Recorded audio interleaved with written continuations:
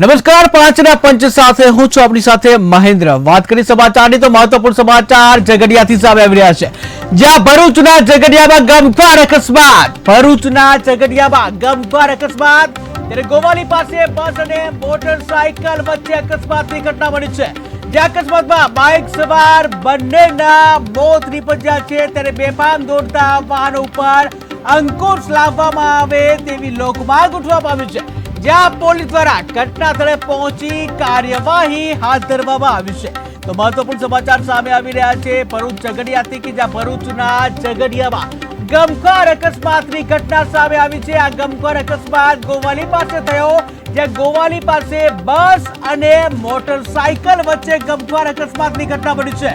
ત્યારે ગમખ્વાર અકસ્માતમાં બાઇક સવાર બંને લોકોના મોત નીપજ્યા છે, જ્યાં બેફામ દોડતા વાહનો ઉપર અંકુશ લગાવવામાં આવે તેવી લોકમાંગ ઉઠવામાં આવી છે, જ્યાં પોલીસ દ્વારા ઘટના સ્થળે પહોંચી કાર્યવાહી હાથ ધરવામાં આવી છે। ત્યારે ગમખ્વાર અકસ્માતની ઘટના બની છે કે જ્યાં રાજ્યમાં અવારનવાર અકસ્માતોની ઘટનાઓ બનતી હોય છે અને જ્યાં અનેક લોકોના જીવ જતા હોય છે, કે જ્યાં બેફામ રીતે જે વાહન ચાલકો વાહન દોડાવી રહ્યા હોય છે એને લઈને અન્ય લોકોના જે જીવ જતા હોય છે। ત્યારે ભરૂચના ઝઘડિયામાં પણ એક ગમખ્વાર અકસ્માતની ઘટના સામે આવી છે, જ્યાં ગમખ્વાર અકસ્માત ગોવાલી પાસે બન્યો છે। ગોવાલી પાસે બસ અને મોટરસાયકલ વચ્ચે ગમખ્વાર અકસ્માતની ઘટના બની છે। ટીવી સ્ક્રીનના દ્રશ્યો તમે જોઈ રહ્યા છો કે જ્યાં બાઇક છે એનું ટાયર પણ નીકળી ગયું છે। ત્યારે કેવી હદ સુધી આ ગમખ્વાર અકસ્માત થયો છે તેનો અંદાજ તમે લગાવી શકો છો, કે જ્યાં જે બાઇક છે તેના ટાયર પણ અલગ થઈ ગયા છે। ત્યારે અકસ્માતમાં બાઇક સવાર